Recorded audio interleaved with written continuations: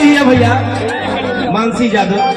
क्या नाम है? अरे तू देखा हमारे गोर छू के कुछ छू सकता है, छोड़ के गोर छोड़ दो, हमारा पैर छोड़ के कुछ भी छू लो। नहीं पैर पगली पैर हो, हम महिलाओं से पैर नहीं छुआते, हम गले लगते हैं। आजा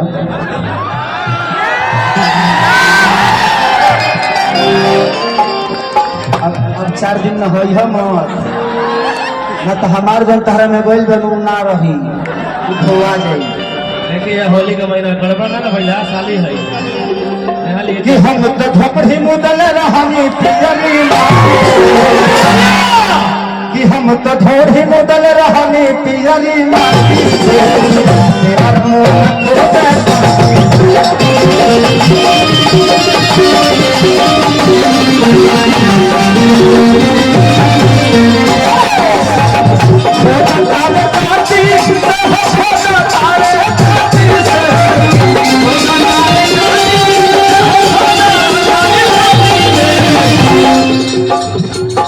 वो सिंगर हैं, उनको मौका मिलेगा और उनका एक अलग दायरा है।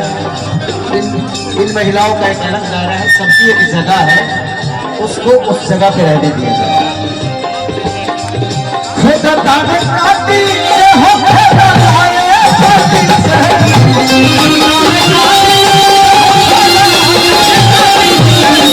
तो हम हजार